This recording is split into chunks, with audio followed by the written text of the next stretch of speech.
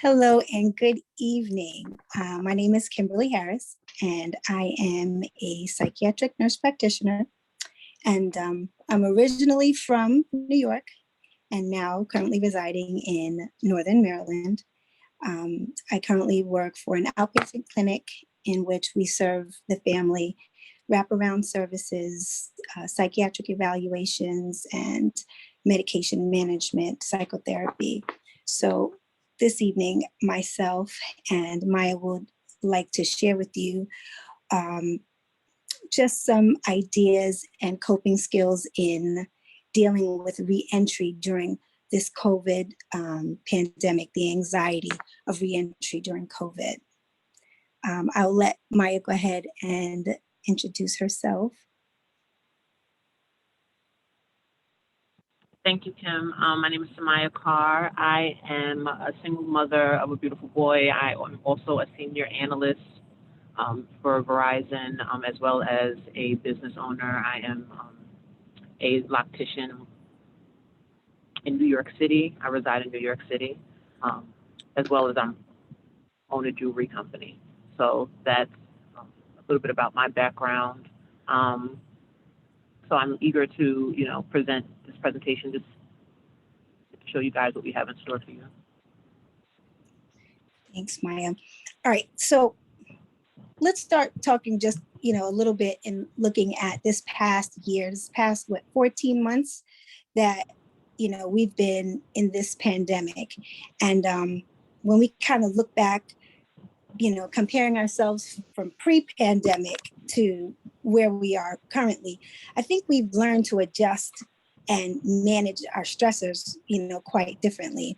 Can anybody remember, like, as far back as, when the shelves were empty and there was no opportunity for us to get toilet paper and everyone was in a mad rush, to get to the supermarket to try to see if we can find toilet paper, driving miles, when we just, all of a sudden you can't leave your house without your mask, and, making sure that someone's not too close by and, God forbid someone sneezes and, everyone is, giving you the look, but since then, it's like almost become a way of life for us. This is the adjustment that we've made over time during this pandemic. So I was wondering how each of you might manage stress or anxiety just on a normal basis. What are your immediate go-to, in a high stress situation? Let's think about that for a minute. And if, we can have anyone, just answer and let us know. You can answer in the chat.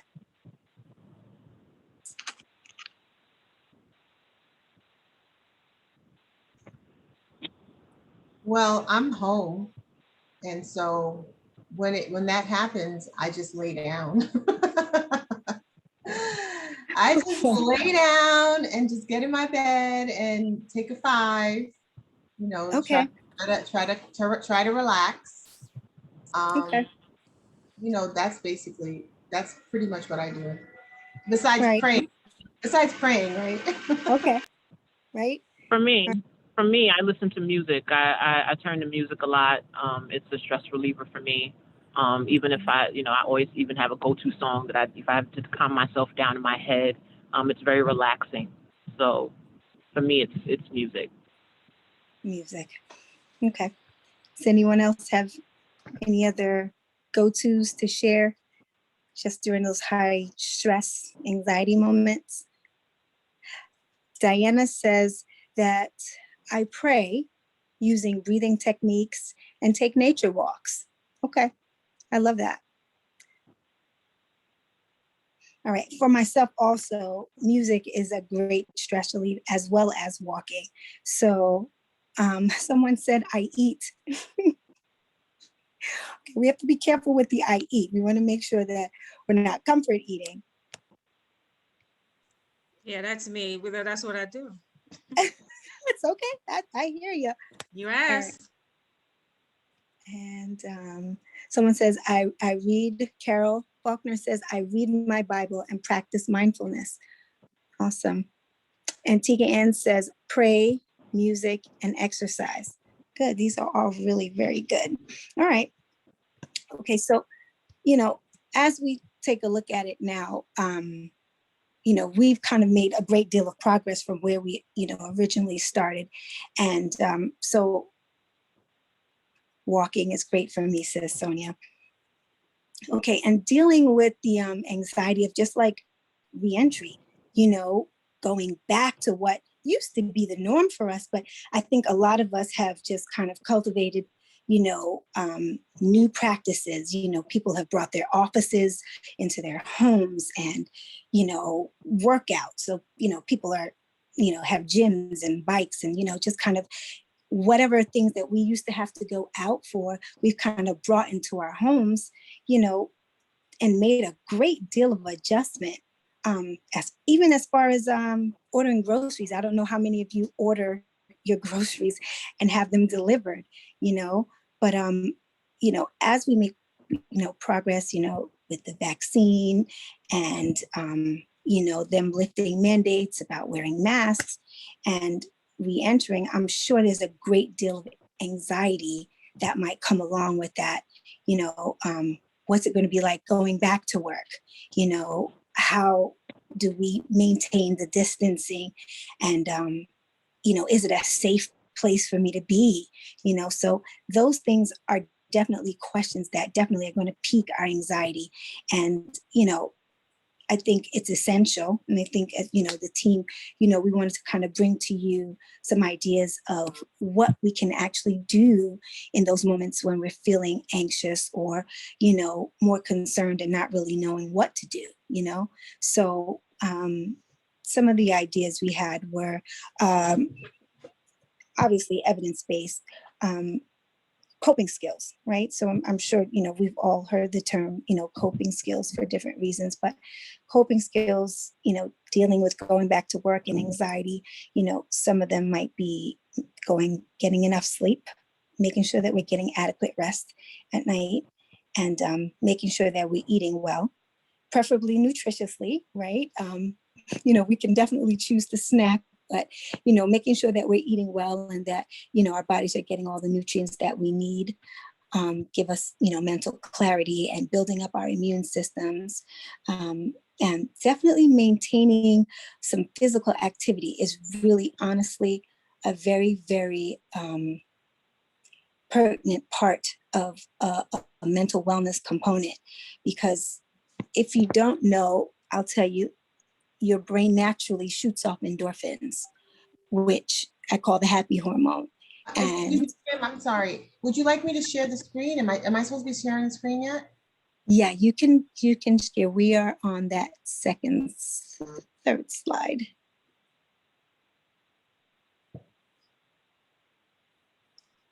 So yeah, we can. Yep.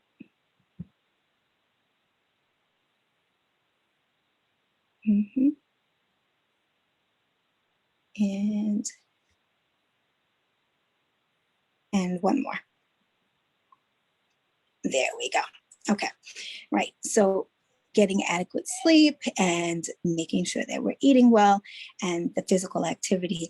I wanted to, make sure that, we kind of like really, run this one is because most people, just the idea of like, oh my gosh, I've got to make sure that I get in some exercise, I might have gained some COVID weight. But if we look at it from the perspective also that it's not just serving your physical health, but also your mental health.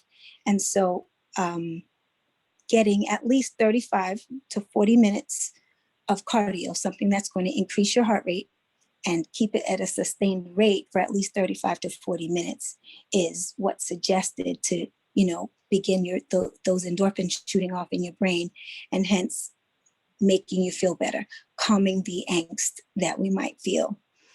But I will say, apart from the deep breathing, I didn't mention that. Deep breathing is actually one of the essentials, and it can be done obviously anywhere. Just taking a moment, maybe closing your eyes and just practicing just some deep breathing in through your nose and out through your mouth, can be very calming and relaxing.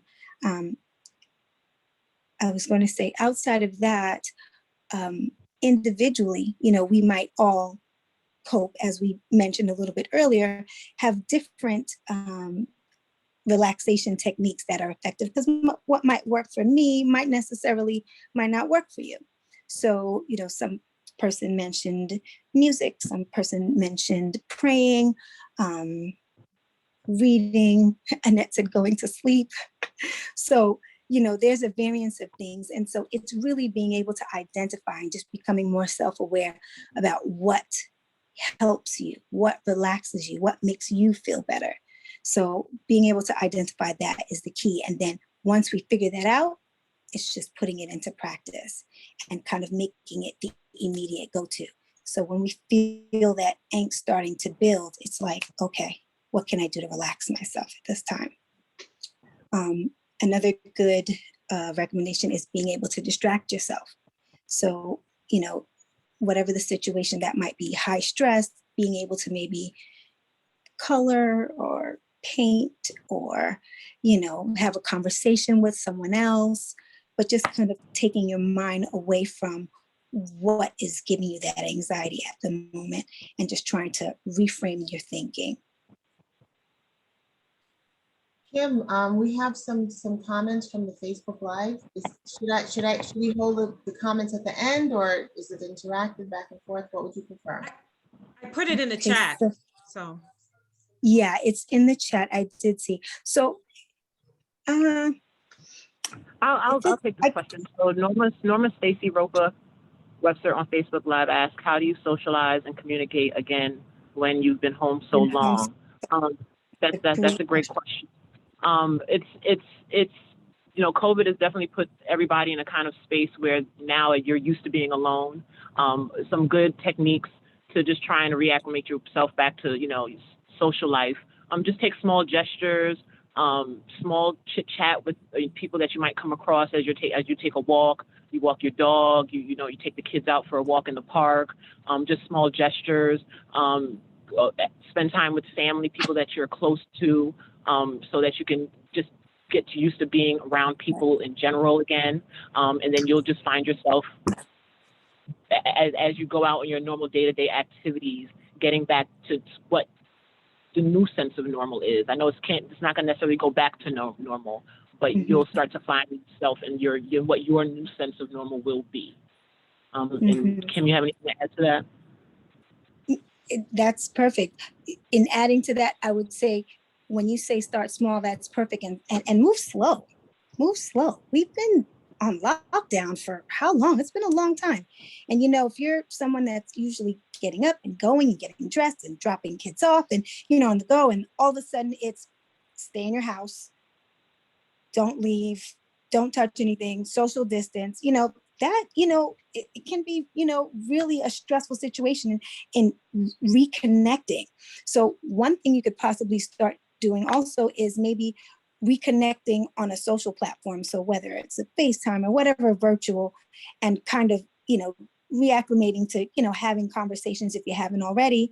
And then when you do decide to go out and connect, just like Maya said, brief, short, someone's walking a dog or, just hello, and eventually, you kind of build back and, regain that comfort level in connecting with others. And that takes time.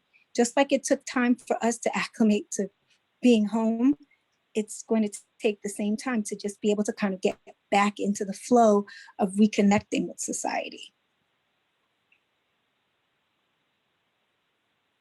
Okay, so Annette, if you can move that slide up for me. Okay, so obviously, like we mentioned earlier, safety concerns are, a large portion of, why we have this anxiety in returning and reentry into, the workspace. Obviously, because we want to know, are we safe? Should I be wearing my mask? Is someone too close? So the suggestion would be, honestly, even with vaccination, The recommendations obviously are, changing according to the CDC daily. We get new recommendations. So it's definitely to kind of, maintain that, follow up and maintain what is the most current, recommendation as far as safety. But for your own comfort, it might be initially to just maintain the same safety standard that you have been, since the beginning until you feel, more comfortable, wearing your masks, washing your hands, preferably washing with soap and water is the preference, and spending at least 20 minutes with hand washing. But, if not available at the moment, hand sanitizers, which, as we've seen have been, strategically placed in supermarkets and restaurants and, several places outdoors. And then, for those who have chosen to receive the vaccine, that's obviously another safety precaution. And then, for yourself, you would expect, a certain level of respect and someone to respect your boundaries, but also to respect someone else's boundaries and, be sure that you don't offend someone just by being in their space because they may not feel comfortable. Definitely cleaning and disinfecting and,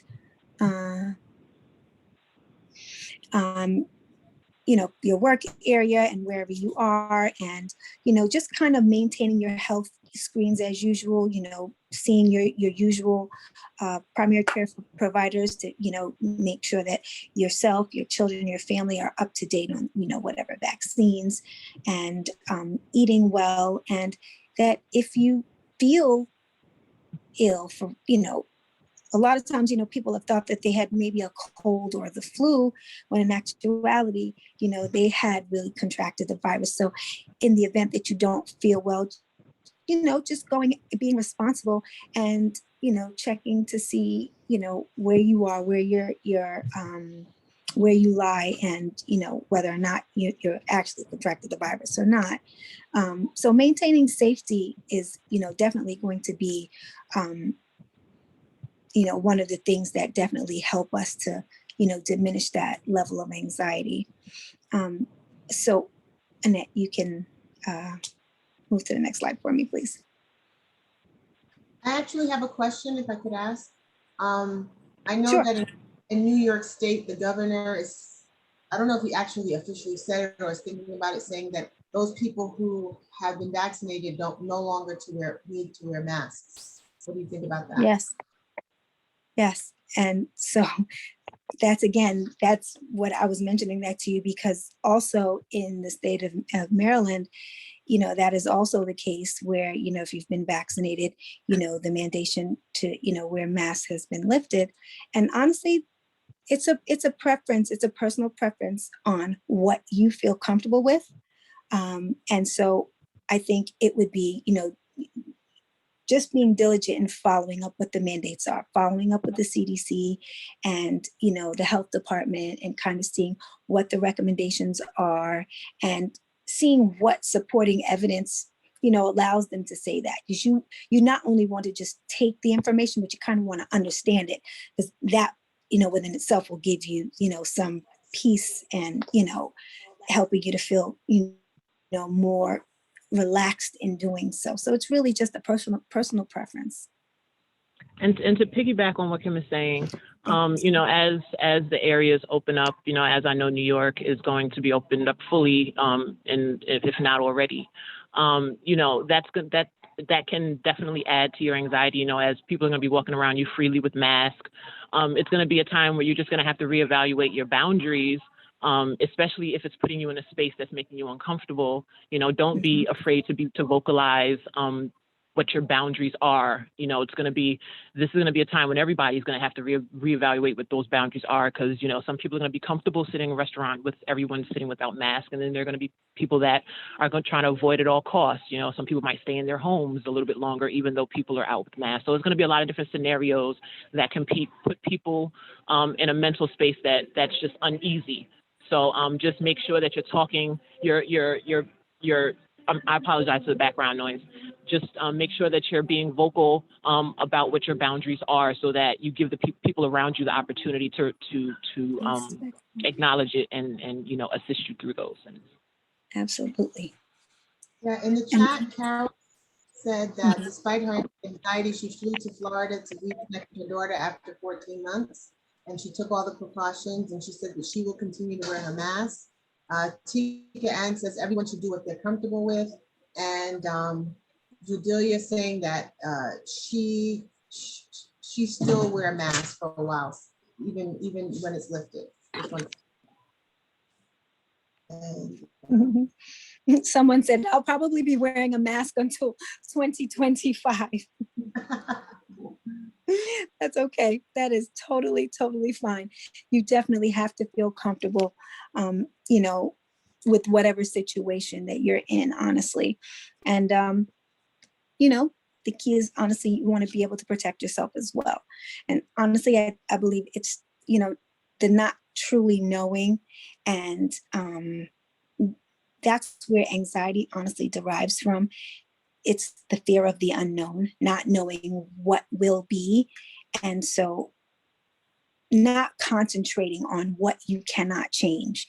If you can't do anything to change something, then, worrying about it or being nervous about it to where it limits you to progress and to move forward in other areas is not what we want. So definitely you want to be able to find healthy solutions to, dealing with that stress and anxiety, because if you're anxious, you're anxious. It's okay.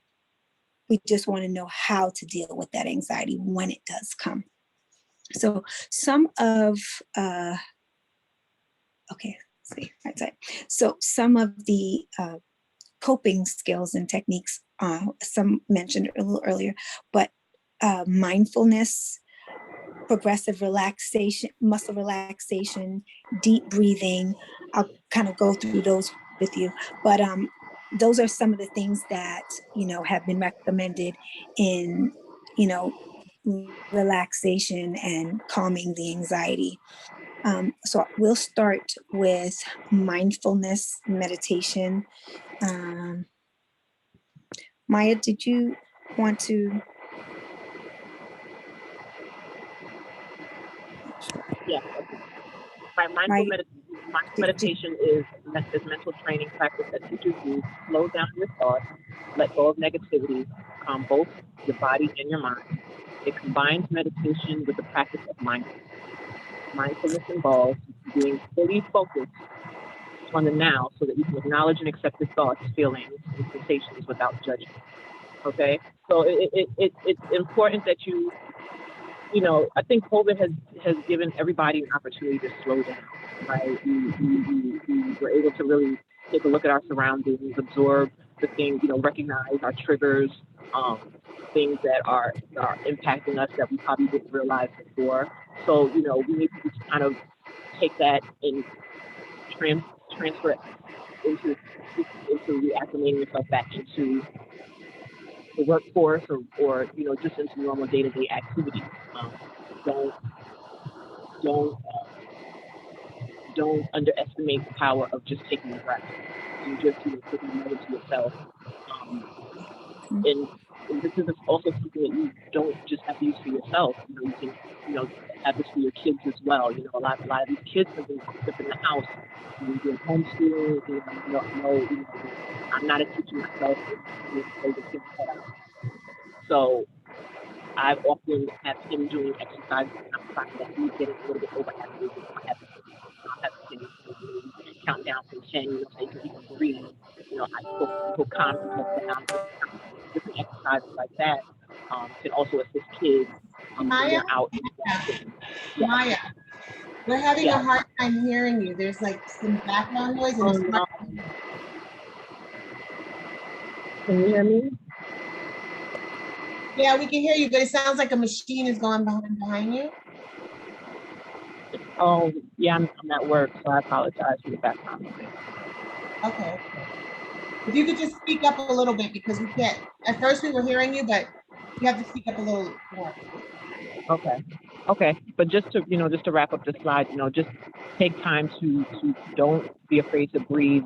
Everything doesn't need an immediate reaction. So mindful meditation is something that you, your children, your husband, you can apply to the whole family, even if it's in the morning, taking a few moments of affirmations so that you can just get yourself in the right mindset to take on whatever challenges you might have coming your way during the day, or things you might have built up in your head that might not be as serious as it appears to be. So next slide, Annette. Mm-hmm.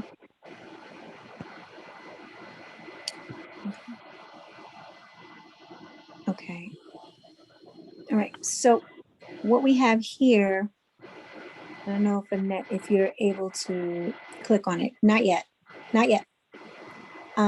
So what we decided is we would kind of go through a little bit of a breathing exercise just to kind of, showing you what a good relaxation technique, what that would look like. So with the breathing, I'll tell you, you want to breathe in through your nose and you're taking slow cleansing breaths. And when I mean cleansing, it's almost like you're allowing your lungs to fully expand. And then once you fully taking the breath in, then you're holding it.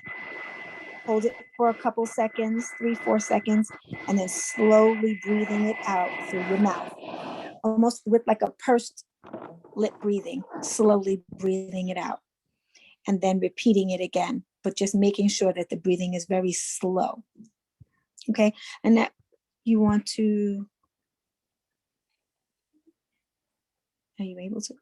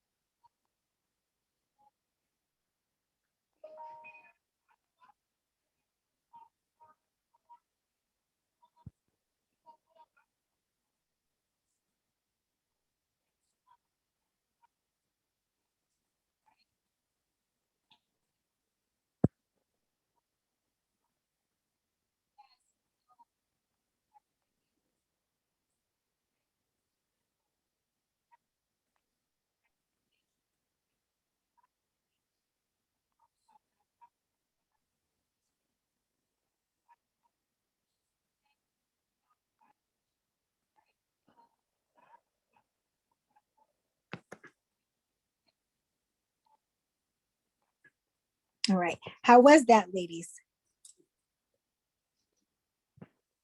Taking those nice cleansing breaths, right, can definitely be a benefit. Right, very much so. Refreshing, feels good.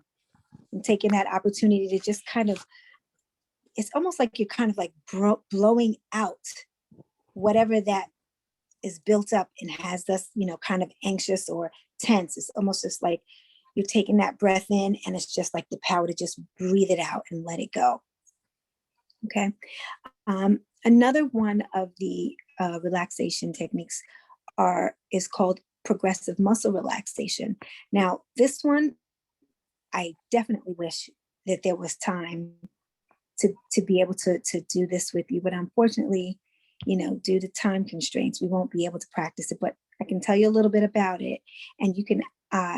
I believe YouTube. You can go on YouTube, honestly, and look up, the PMR, progressive muscle relaxation. But what it is it's an essential skill for learning to calm the anxiety, manage your nervous system, and learning to relax.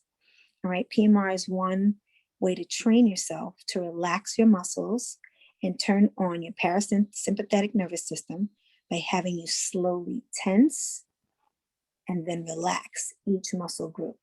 So it's like a two-step process. And it honestly, when you're listening to it, the person who's doing it's usually guided and you hear them talking, and they're directing your attention to each part of your body, both your arms, your legs, your hands, your shoulders, and it's just tensing that muscle group and being able to relax it. So PMR is an exercise that reduces stress and anxiety in your body that this exercise can provide an immediate feeling of relaxation. Okay. And to get the best results, it should be done often. So, you're kind of doing it successively, will definitely, it'll definitely be more of a benefit. And it also says also, if you have any areas of injury or pain, you can skip that, affected area. We don't want you re-injuring or worsening any, injured areas. Another thing that I found that was very helpful, because I think when the pandemic first started, I don't know how many of you were kind of like glued to the TV, and it was just constantly going on the updates, what's going on. And, every news channel, every conversation that was had, and everything, all we, heard and we talked about.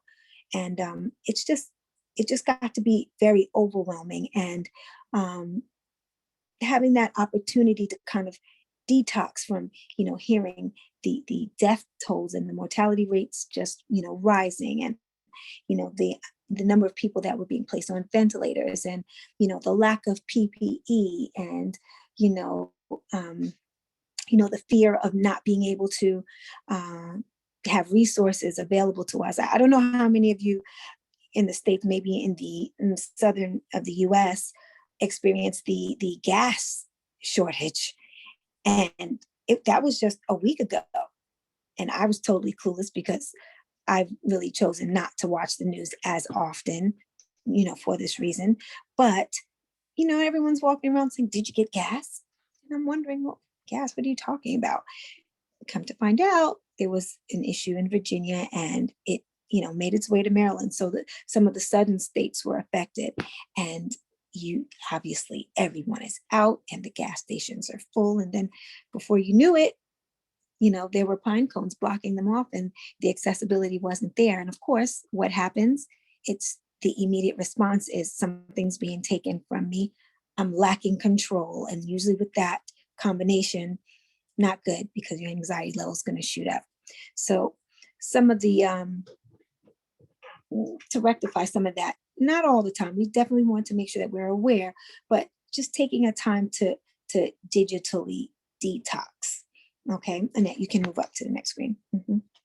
And so with that, it's just like it says here, like getting off the grid, right?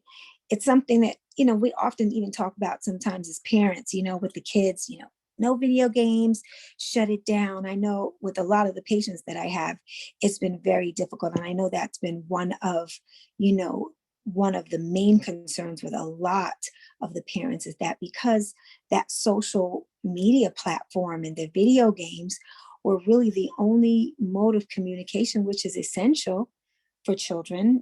That's really essential with their developmental stages, being able to communicate and connect with their peers as well as with adults.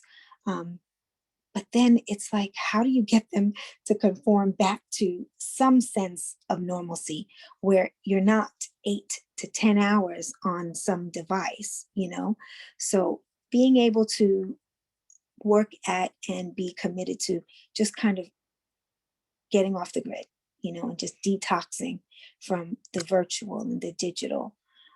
Tech-free experiences can have huge benefits to one's mental health, allowing your brain to relax, because, and I'm pretty sure most of you have seen, the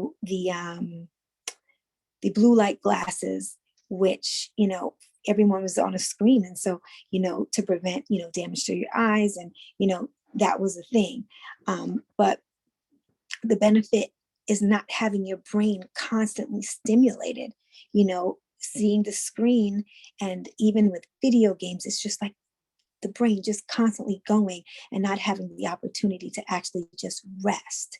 So that even when, people were trying to get to sleep, and even now, there's a great deal of difficulty with insomnia, people having, difficulty falling asleep. So it definitely has its huge benefits to, mental health, detoxing. So try a weekend of meditation on a beach. I don't know where you live. We don't have as great access where I am. We have to travel a bit, but, whether it's to the beach or to the spa for treatments, being surrounded by nature, going on hikes, just taking that time to just reconnect with maybe your family, nature, and just leaving all of the virtual and digital world aside for a moment, and take advantage of the digital diet, right? And your anxiety and your stress, and it will improve, and your focus and your overall well-being will generally improve. And it, like I said, it does help you to achieve sound sleep and helps you to achieve a good work-life balance. So, definitely taking some time away from the screen is definitely beneficial. Also, we wanted to share with you, are we still sharing our dance challenge?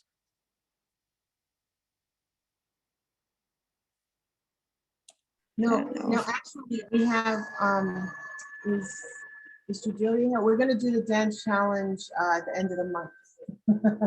Okay, Is Judelia okay, all right, so I will. So, okay, so you guys have to come back and you have to be there so you know what that's about. So we won't share that with you tonight, but we'll definitely make sure that you continue to meet with us, and you'll be a part of that. I won't even mention it again. Just make sure you're here, you meet with us again. Some of the things in the chat, some messages came up. I haven't watched TV in the daytime for over a year since work from home, resulting in less stress and anxiety. Absolutely. Okay. All right. Taking that time away and separating from the screen. And that gives us an opportunity also to reconnect with our families. We spend so much time on the screen, it really does kind of create a bit of a barrier, because, you're on it for work or school, and then for whatever entertainment or communication is what it's been. So, it honestly just kind of create a bit of a barrier, between those that you live and love, live with and love. Also, Diane said, I didn't even know there was a shortage until today. Just saw that the price went up here in the north. Oh, really? Okay. All right. But you guys don't have a shortage in the north.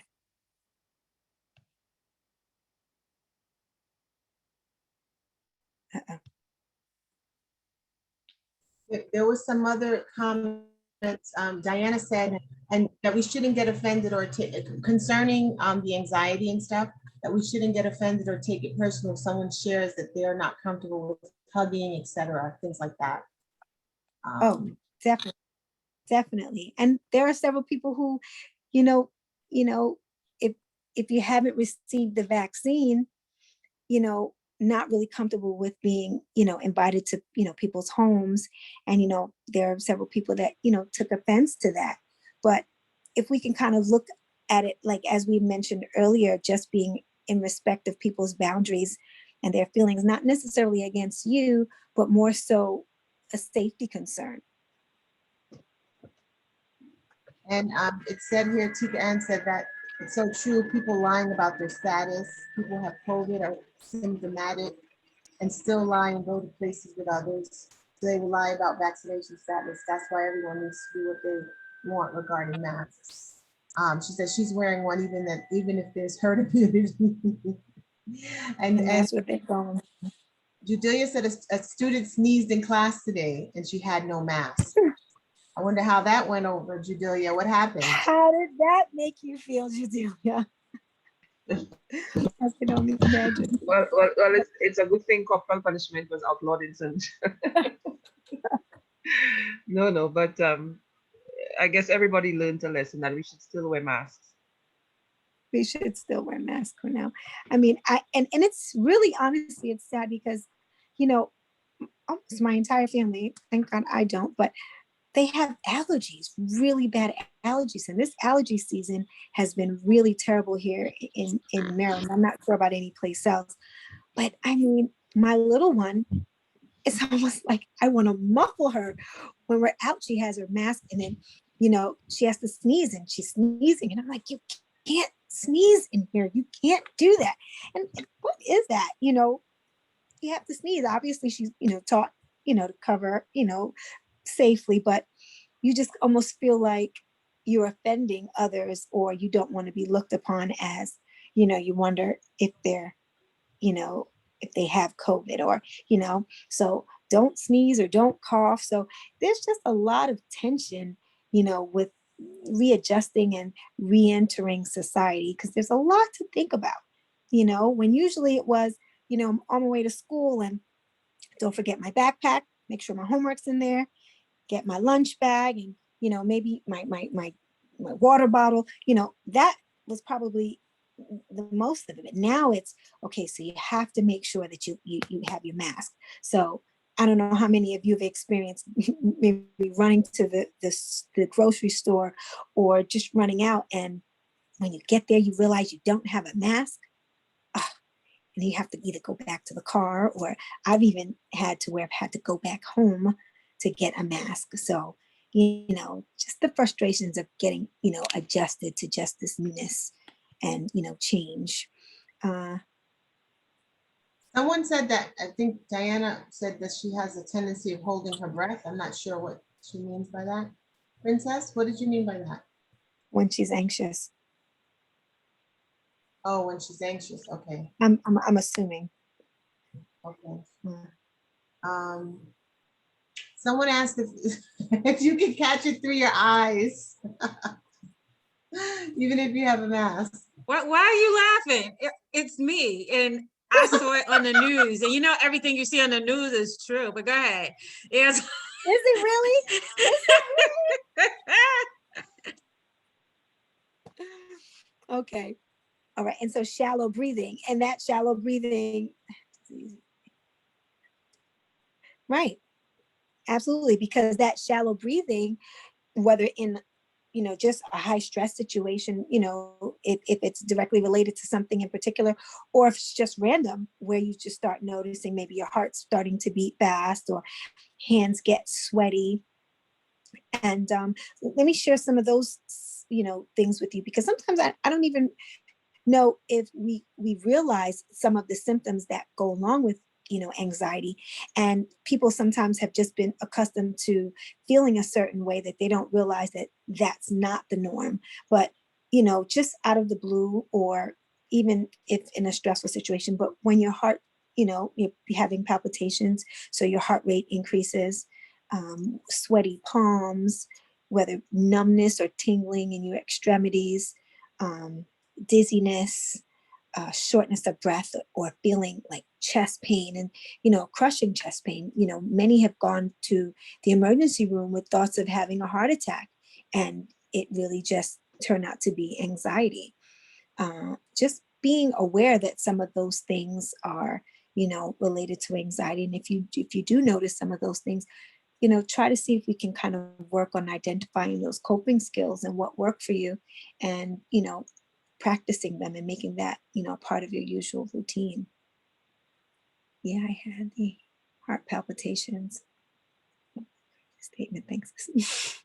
It was not a completely crazy statement. Absolutely. Yes. And sometimes, people don't even realize that, it can come without anything actually going on. And that's when it becomes a panic attack, where there's no direct relation to something, in particular, but it could just be random. Panic attacks have woken people out of their sleeps. Anxiety has gone up tremendously. Depression has gone up tremendously. Suicidality. So we're dealing with a great deal of, mental health concerns during this COVID pandemic, but we're going to be Kim, successful in supporting. Yeah. I want to clarify. What I'm saying. What I'm saying is, can you get COVID through your eyes, not a panic attack? That's what I was saying. Wait. I was No, but that's what I was answering, Stephanie. That's what I answered. Yeah, I think Kim is confusing what I'm saying with what she's talking. That question was from before when we were talking about COVID. So I'm not talking about panic attack when I say you can get it through your eyes, like if you're masked up. But anyway, not to take you off. If you're masked. No, Wait. that's okay. No. I got you. I think someone responded. I did see that after. Um, I don't really remember what I was saying. Just being able to identify, those coping skills and, putting them into practice so they just become like, normal routine and, the go-to when we're experiencing that anxiety. I was mentioning just how, mental health issues have, tremendously increased over the past year. And, I'm honestly really happy, to some degree, because there's more of an awareness and there's such a stigma, related to and connected to mental health. And so with this pandemic, you know, people who hadn't experienced anything in the past, even have, had concerns with anxiety and depressions and things of such. And so that's created another level of awareness. And, it's almost creating, a relatedness. There's a certain connectivity involved so that you're not alone in, okay, so you know what, other people feel like this. I can appreciate a lot of the actors and a lot of the entertainers that have, come out and, shared their stories, because, it just creates, that piece almost that, okay, I'm not alone, that this isn't just me. So, as we move forward, we'll just, we'll continue to support each other, and, we'll continue to grow. And, definitely, if there's ever any concerns in regards to, what you should do in a situation where, you're noticing that this anxiety is more prevalent or it's inhibiting you from doing things, definitely, seek out your mental health providers and, seek therapy. There's, several options in regards to treatment that, you can seek. So don't just let it lie dormant and deal with it, because you're not alone in this situation. Can we have a question on Facebook Live? Can you have physical manifestations of anxiety like hives or itching, etc.? Yes, you can have itching. Hives, well, generally it's more of the response. So, the itching, certain people, like there's something called trichotillomania, people pull their hairs and, so skin picking can cause like irritation, but some people, the itching can come more like a habit. When we're feeling anxious, it becomes, something almost like relieving the anxiety, but those are more kind of geared towards unhealthy coping skills. So that's when, you're realizing that this is something that's occurring. So we say, okay, what can I do that's going to be healthy? What can I do, that I can implement during that time of being anxious? So yeah, there definitely can be, physical manifestations, just like the increased heart rate and sweaty palms. Your body does respond to stress. It's a stress response.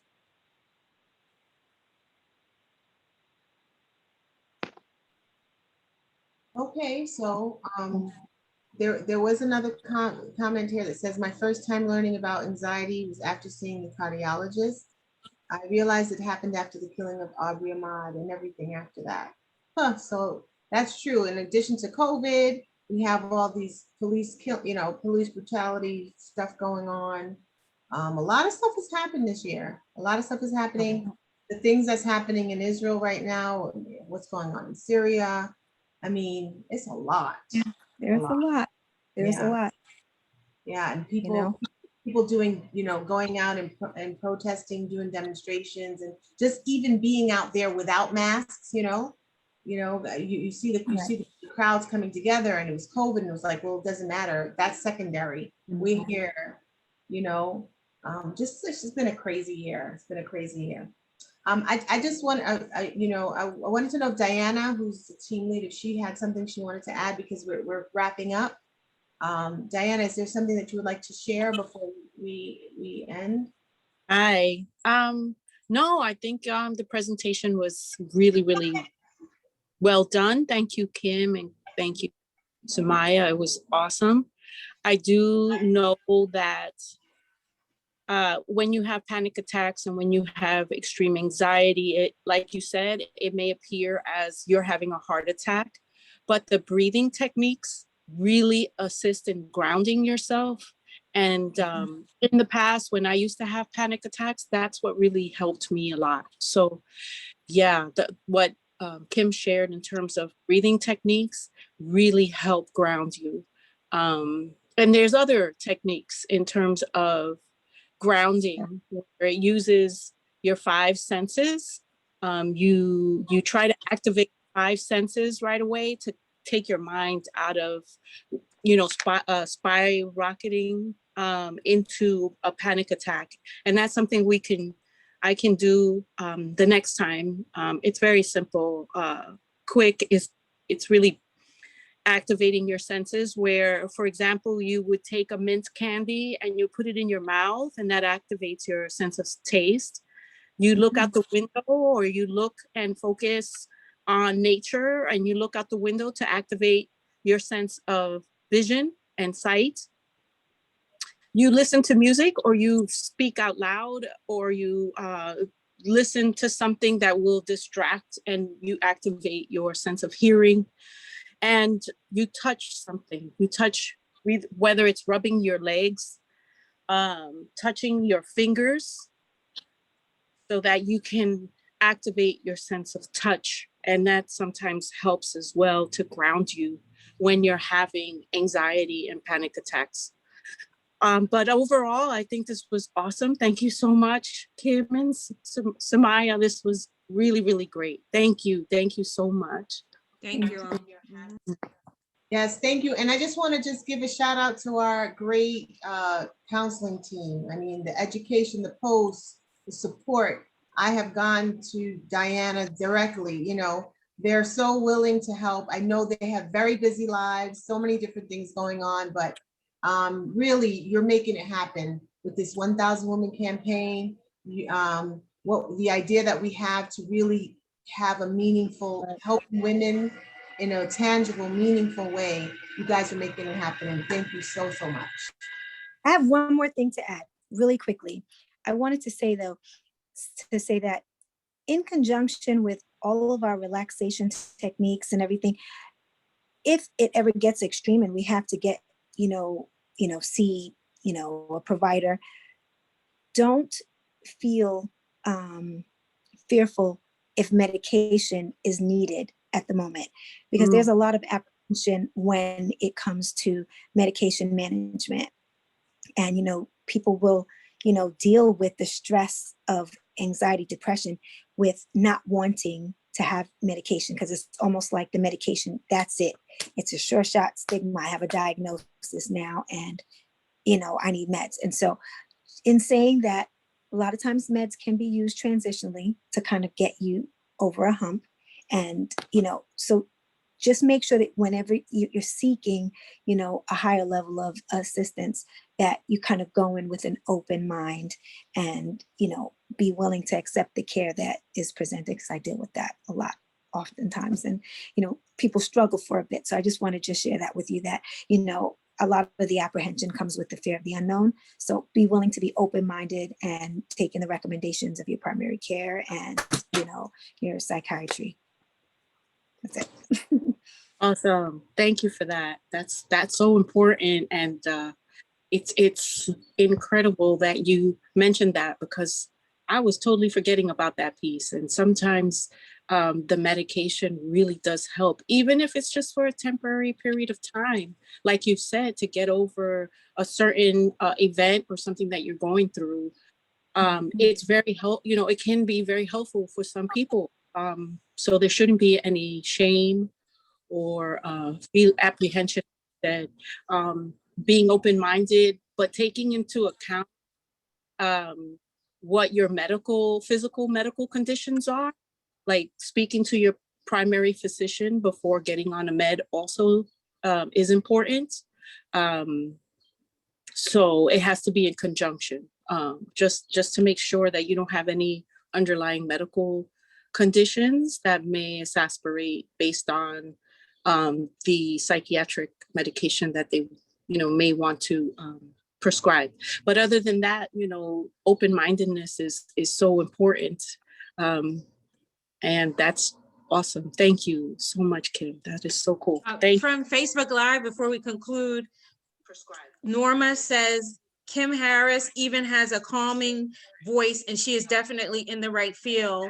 Amanda says, thank you, praise. She has like the praise symbol. Please repost, I missed the beginning. So Facebook Live is very happy with your presentation and I'm very happy with it. Thank you guys so much. Thank you guys so much. Maya, I just wanted to give Maya an opportunity if she had any final remarks.